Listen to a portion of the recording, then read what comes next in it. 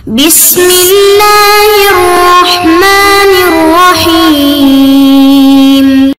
بسم الله الرحمن الرحيم وبه نستعين وهو خير معين وصلى الله على نبينا محمد وآله الطاهرين وصحبه المنتجبين اللهم صل على محمد وآل محمد.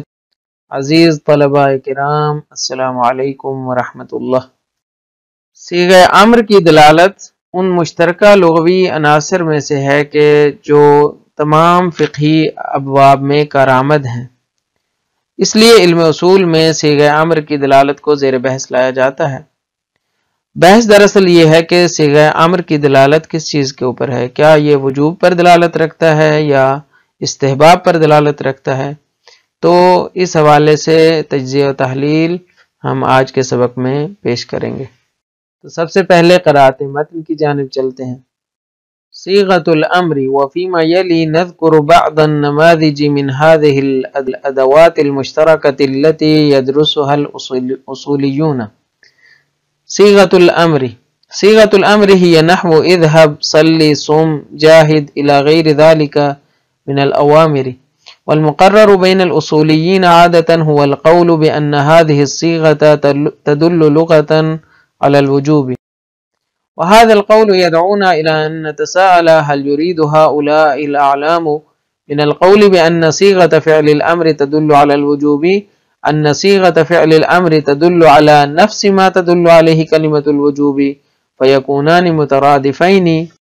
وكيف يمكن افتراض ذلك مع أننا نحس بالوجدان أن كلمة الوجوب وصيغة فعل الأمر ليستا مترادفتين، وإلا لجاز أن نستبدل إحداهما بالأخرى، وما دام هذا الاستبدال غير جائز فنعرف أن صيغة فعل الأمر تدل على معنى يختلف عن المعنى الذي تدل عليه كلمة الوجوب، ويصبح من الصعب عندئذ فهم القول السائد بين الأصوليين بأن صيغة فعل الأمر تدل على الوجوب، والحقيقة أن هذا القول يحتاج إلى تحليل مدلول صيغة فعل الأمر لكي نعرف كيف تدل على الوجوب۔ یہ تو عبارت تھی جو آج ہم نے قرأت کر لی۔ آئیے چلتے ہیں نکات کی جانب۔ سب سے پہلے ان مثالوں کو ذرا غور سے دیکھیے کہ چند ایک مثالیں ہیں۔ سب سے پہلی مثال ہے نماز قائم کرو۔ یہ ایک امریہ جملہ ہے کہ جس میں حکم دیا گیا ہے کہ نماز قائم کرو۔ دوسرا جملہ دیکھیے کہ یتیموں کا خیال رکھو۔ تیسرا جملہ ہے روزے رکھو، اور چوتھا جملہ ہے اپنے معاہدوں کو پورا کرو۔ یہ چار جملے ہیں جن میں صیغہ امر استعمال کیا گیا ہے، اور ہمیں نظر آ رہا ہے کہ یہاں پہ ایک چیز ہے جسے انجام دینے کا تقاضا موجود ہے۔ ایک چیز ہے جسے انجام دینے کا تقاضا موجود ہے۔ نماز قائم کرو میں تقاضا یہ ہے کہ نماز پڑھنی ہے۔ یتیموں کا خیال رکھو، اس میں تقاضا یہ کیا گیا ہے کہ یتیموں سے شفقت اور نوازش کرنا اور ان کے حقوق کا خیال رکھنا، اس کا تقاضا موجود ہے۔ روزے رکھو میں روزوں کا تقاضا ہے۔ اپنے معاہدوں کو پورا کرنے میں اس چیز کا تقاضا ہے کہ انسان اپنے معاہدوں کو پورا کرے۔ تو ہمیں نظر آتا ہے ان مثالوں میں کہ ایک تقاضا ہے جو ان جملوں کے ذریعے ہم سے ہوا ہے۔ اسی تقاضے کو عربی میں صیغہ امر سے ادا کیا جاتا ہے۔ اس لیے اب ہم عربی مثالوں کی طرف چلتے ہیں۔ تو عربی مثالوں میں دیکھیے کہ پہلی مثال حافظوا علی الصلوات۔ حافظوا یہاں پہ صیغہ ہے فعل امر کا، جس میں ہمیں کہا گیا ہے کہ نمازوں کی محافظت کرو، نمازوں پر محافظت کرو، یعنی ان کو ٹائم پر بجا لاؤ اور ان کا خیال رکھو کہ کہیں آپ سے قضا نہ ہو جائیں، اور اپنے اوقات نماز کا خاص خیال رکھنا ہے۔ اس کو کہتے ہیں محافظت۔ حافظو جو ہے وہ یہ تقاضا موجود ہے، اس میں یہ صیغہ فعل امر ہے۔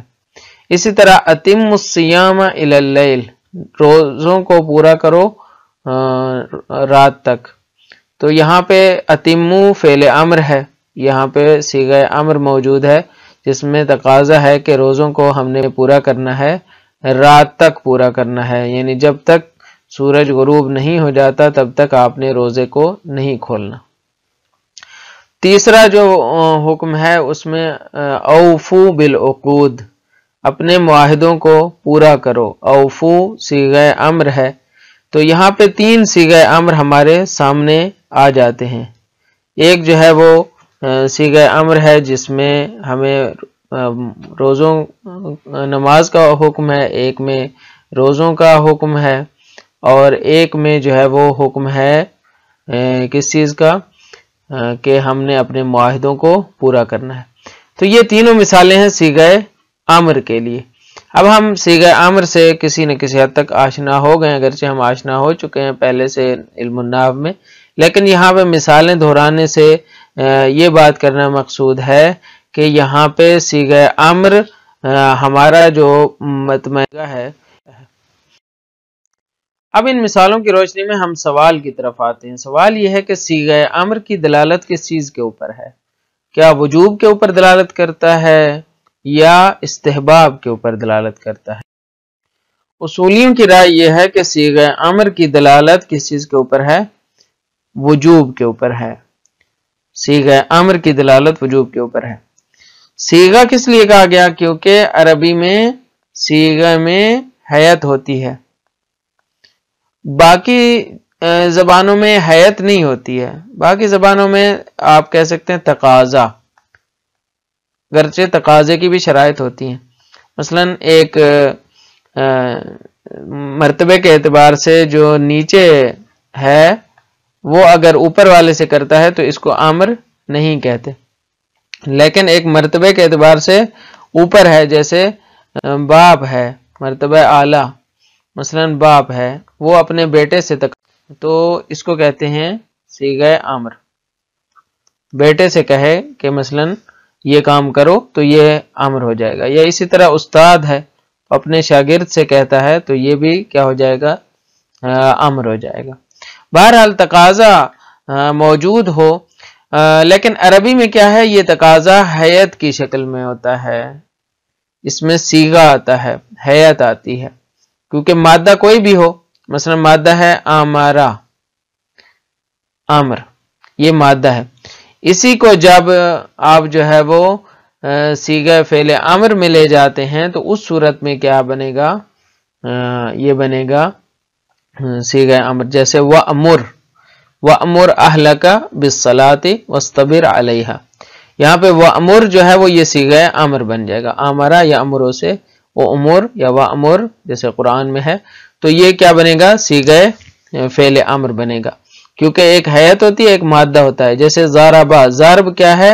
مادہ ہے، اسی کو جب مختلف حیتوں میں لے جاتے ہیں، ضربہ یہ حیت ہے جو حیت معلوم ہے اور ماضی ہے، اسی کو جب آپ فعل امر میں بدلتے ہیں تو یہ اضرب ہو جاتا ہے، اضرب یہ کیا ہے؟ یہ فعل امر ہے اور معلوم ہے، اسی کو جب مجہول میں کرتے ہیں تو لتضرب ہو جاتا ہے، تو یہ صیغہ امر ہے۔ صیغہ امر سے مراد پس کیا ہوا؟ حیات فعل امر ہے، اس کے مقابل میں مادہ ہے۔ اس کی دلالت اصولیوں کے ہاں کس کے اوپر ہے؟ وجوب کے اوپر ہے، ضروری ہونے کے اوپر ہے، یعنی جب کوئی تقاضا آتا ہے اور تقاضے میں امر کی شرائط پائی جائیں، جیسے میں نے بتا دیا کہ مرتبہ کا اعلیٰ ہونا شرط ہے یا حد اقل استعلاء شرط ہے، علی اختلاف النظرات والآراء، انشاءاللہ آگے جا کے آپ پڑھیں گے تو آراء و نظریات مختلف ہیں، لیکن بہرحال علو شرط ہے یا استعلاء شرط ہے، اس حوالے سے اختلاف موجود ہے، تاہم یہ ہے کہ کسی نہ کسی انداز میں اس علو کا اظہار ہونا چاہیے، تب جا کے تقاضا امری حیثیت اختیار کرے گا، ورنہ تقاضے درخواستی حیثیت بھی اختیار کرتے ہیں۔ ہم جب بچپن میں یا ابھی بھی جب مثلا استاد سے یا ادارے سے اب ہم نے چھٹی لینی ہوتی ہے تو کیا کرنا ہوتا ہے؟ درخواست دینی ہوتی ہے، یہ درخواست بھی کیا ہوتی ہے؟ تقاضا ہے، لیکن اس درخواست کو امر نہیں کہتے، امر اس کے بالکل برعکس ہوتا ہے۔ یا آپ دعا کے درخواست کرتے ہیں، کہتے ہیں التماس سے دعا، یہ بھی امر نہیں ہے۔ یا آپ اللہ تعالیٰ سے دعا کرتے ہیں تو اس میں بھی یہی صیغہ تو فعل امر کا ہوتا ہے، اللہم ارزقنا توفیق عطا، یا ربنا اغفر لنا ذنوبنا، اغفر لنا یہ کیا ہے؟ صیغہ فعل امر کا ہے، لیکن یہاں پہ امر نہیں ہے۔ تو یہ سارے کیا ہیں؟ وہ ہیں، یہ سارے امر نہیں ہیں، اس میں تقاضا جو ہے وہ اس میں مرتبے کا اعلیٰ ہونا شرط ہے۔ بہرحال اگر یہ شرائط پائی جائیں تو صیغہ امر کی دلالت کس چیز کے اوپر ہے؟ اصولیوں کی رائے یہ ہے کہ صیغہ امر کی دلالت وجوب پہ ہے۔ اب بحث یہ ہے کہ وجوب کا، اگر وجوب کے اوپر دلالت ہے تو وجوب کا جو لفظ ہے، یعنی لفظ وجوب، یہ مساوی کیوں نہیں ہے، مترادف کیوں نہیں ہے صیغہ امر کے؟ آپ صیغہ امر کو ہٹا لیں اور اس کی جگہ وجوب رکھ دیں، صلی کیا ہے؟ صلی، اس کی جگہ آپ کہیں وجوب، وجوب الصلاۃ، تو یہ آپس میں مساوی کیوں نہیں بنتے؟ صلی میں کیا ہے؟ نسبت ہے نا، صلی یعنی آپ نماز پڑھو، وجوب الصلاۃ یعنی نماز کا واجب ہونا، تو یہ تو دو الگ الگ چیزیں ہیں۔ صلی کا مطلب ہے آپ سے تقاضا موجود ہے، جبکہ وجوب الصلاۃ میں تقاضا موجود نہیں ہے، لہذا پس صلی کو اتنی آسانی سے بھی آپ وجوب نہیں کہہ سکتے، اس کے بیان کی ضرورت ہے، اس کو تجزیے کی ضرورت ہے۔ تو آج کے سبق میں، کیونکہ ہمیں وقت کی کمی ہوتی ہے، یہ سوال اٹھا رہے ہیں، اگلے سبق میں اس کا جواب دیں گے کہ اتنی آسانی سے آپ یا اتنی سادگی سے نہیں کہہ سکتے کہ صیغہ امر جو ہے وہ وجوب کے اوپر دلالت کرتا ہے، بلکہ اس کے لیے جو ہے وہ خاص تبیین کی ضرورت ہے، وہ انشاءاللہ ہم آگے چل کے بیان کریں گے۔ اب چلتے ہیں وضاحت متن کی جانب۔ صیغۃ الامر، امر کا صیغہ میں نے پہلے وضاحت کر دی ہے کہ ایک مرتبہ کیا ہوتا ہے؟ مادہ ہوتا ہے، اور ایک مرتبہ کیا ہے؟ حیات ہوتی ہے، حیات کو صیغہ کہتے ہیں، جبکہ مادہ تو اس صیغے میں ڈھل جاتا ہے۔ مادہ آپ کوئی بھی مادہ ہو، البتہ قیاسی مادے بھی موجود ہیں، سماعی بھی موجود ہیں، مثلا بعض میں فعل یفعلو ہے، جیسے ضرب یضرب ہے، تو اس کے جو قیاسی فعل امر بنیں گے وہ افعل کے وزن پر بنیں گے۔ اسی طرح یفعلو ہے تو فعل امر بھی جو ہے وہ افعل جیسے عنصر کے وزن پر بنیں گے۔ اسی طرح باب افعال کے علیحدہ بنیں گے، باب استفعال کا علیحدہ بنیں گے، جو بھی ہے۔ تو مراد یہاں پہ صیغہ امر ہے مادہ امر کے مقابل میں، تو یہ چاہے جتنے بھی صیغے ہوں اس میں ان سب کو شامل ہے، بس یہاں پہ جن سے صیغہ امر مراد ہے، صنف صیغہ امر مراد ہے۔ فرماتے ہیں وفیما یلی نذکر بعض النماذج من هذه الادوات المشترکۃ التي يدرسها الاصولیون۔ آگے والی مباحث میں یہ ایک مقدماتی جملہ ہے صیغہ امر کے مباحث میں ورود کے لیے۔ کہتے ہیں کہ گزشتہ مباحث میں ہم نے ادوات کی وضاحت کر دی اور ادوات میں سے عناصر مشترکہ کی وضاحت کر دی۔ اب کہتے ہیں کہ ان عناصر مشترکہ کی بعض نمونوں کو ہم یہاں پہ ذکر کریں گے کہ جنہیں اصولی زیر بحث لاتے ہیں۔ سب سے پہلا جو ادوات مشترک میں ہے وہ ہے صیغہ امر۔ صیغۃ الامر کیا ہوتا ہے؟ مثال دیتے ہیں، کہتے ہیں یا نحو اذهب، جیسے کہ اذهب ہے یعنی تم جاؤ، اذهب الى فرعون انه طغى مثلا، یا صلی نماز پڑھو، صم روزہ رکھو، جاہد جہاد کرو، کوشش کرو اللہ کی راہ میں۔ تو یہ سارے کیا ہیں؟ صیغہ فعل امر ہیں۔ یہ باب مفاعلہ ہے، یہ صام یصوم فعل یفعلو ہے، اسی طرح یہ صلی یصلی ہے، اسی طرح اذهب ذهب یذهب ہے۔ تو مختلف ابواب سے صیغہ فعل امر انہوں نے مثال کے طور پر پیش کی ہیں۔ الی غیر ذلک من الاوامر، اسی طرح اس کے علاوہ بھی دیگر اوامر ہیں۔ تو یہ ہے صیغہ امر۔ اب فرماتے ہیں اس کا حکم کیا ہے؟ کہتے ہیں والمقرر بین الاصولیین عادۃ هو القول بان هذه الصیغۃ تدل لغۃ علی الوجوب۔ اصولیوں کے ہاں جو چیز مقرر ہے، جو طے شدہ ہے، عام طور پر، یعنی ہو سکتا ہے بعض لوگ اختلاف بھی کریں، لیکن عام طور پہ جو طے شدہ بات ہے وہ یہ ہے کہ یہ صیغہ دلالت کرتا ہے وجوب پہ، یعنی یہ صیغہ فعل امر دلالت کرتا ہے اس بات پر کہ یہ فعل واجب ہے، ضروری ہے، لازم ہے۔ وَهَذَا الْقَوْلُ يَدْعُونَا إِلَىٰ أَن نَّتَسَاءَلَ، یہ کہنا کہ صیغہ امر دلالت کرتا ہے وجوب کے اوپر، یہ ہمیں دعوت دیتا ہے کہ ہم ایک سوال مطرح کریں، ایک سوال زیر بحث لائیں۔ وہ سوال یہ ہے کہ هل يريد هؤلاء الأعلام من القول بأن صيغة فعل الأمر تدل على الوجوب أن صيغة فعل الأمر تدل على نفس ما تدل عليه كلمة الوجوب فيكونان مترادفين، کہ کیا یہ لوگ جو کہتے ہیں کہ صیغہ فعل امر وجوب پہ دلالت کرتا ہے، کیا ان کی مراد یہ ہے کہ صیغہ فعل امر اسی چیز پر دلالت کرتا ہے جس پر وجوب کا لفظ دلالت کرتا ہے، بس یہ مترادف ہو جائیں گے، یا نہیں ان کی مراد کچھ اور ہے۔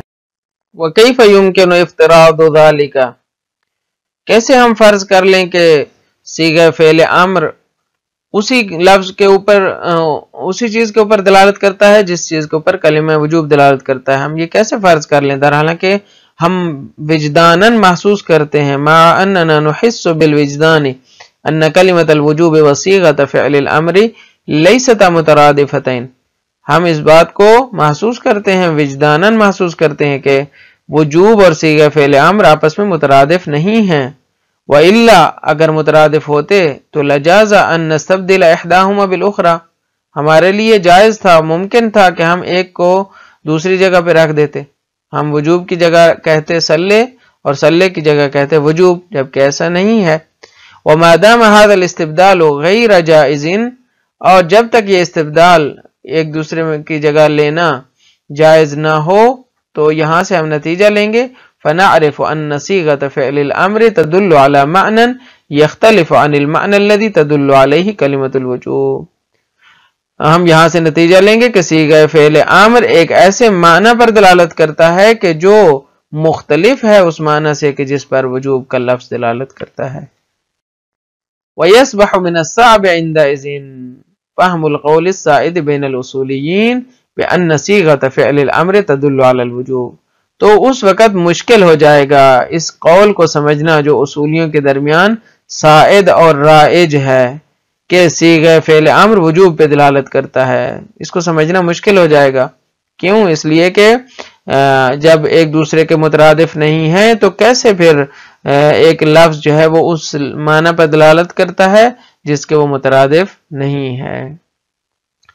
تو یہاں سے ہمیں تجزیے کی ضرورت پیش آئے گی۔ والحقیقۃ ان هذا القول يحتاج الى تحلیل مدلول صیغۃ فعل الامر، حقیقت یہ ہے کہ یہ قول محتاج ہے کہ ہم تحلیل کریں مدلول صیغہ فعل امر کو، کہ خود صیغہ فعل امر کس چیز کے اوپر دلالت کرتا ہے، لیکن نعرف کیف تدل علی الوجوب، تاکہ ہم جان سکیں کہ اس کی دلالت وجوب کے اوپر کیسے ہے۔ تو انشاءاللہ ہم اگلے سبق میں تجزیہ کریں گے مدلول صیغہ فعل امر کا، اور پھر دیکھیں گے کہ اس کی دلالت وجوب کے اوپر کیسے ہے۔ سبق کا خلاصہ یہ ہے کہ آج کے سبق میں ہم نے صیغہ امر کی وضاحت کی اور اس کی وضاحت میں مختلف مثالیں پیش کی اور بتایا کہ ہیئت اور مادہ امر کا فرق کیا ہے، اور ہم نے مثالوں کی روشنی میں سمجھایا کہ عربی میں ہیئت اور ہوتی ہے اور مادہ اور ہوتا ہے، اور اس میں ہیئت کی بحث جو ہے وہ فعلاً زیر بحث ہے، مادے کی بحث نہیں ہے، اور پھر بتایا کہ وہ اصولیوں کے ہاں مشہور یہی ہے کہ صیغہ امر وجوب پر دلالت کرتا ہے۔ پھر ہم نے سوال اٹھایا کہ صیغہ امر کا وجوب کے مترادف نہ ہونا کیسے قابل توجیہ ہے، یعنی اگر صیغہ امر وجوب پہ دلالت کرتا ہے تو پھر صیغہ امر کو وجوب کے مترادف ہونا چاہیے، اس کو آپ کیسے جواب دیں گے؟ انشاءاللہ اگلے سبق میں اس سوال کا جواب دینے کی کوشش کریں گے۔ مجھے امید ہے یہ سبق بھی آپ کے لیے مفید واقع ہوا ہوگا۔ اجازت دیجیے، اللہ تعالیٰ آپ کا حامی و ناصر ہو۔ والسلام علیکم ورحمۃ اللہ وبرکاتہ۔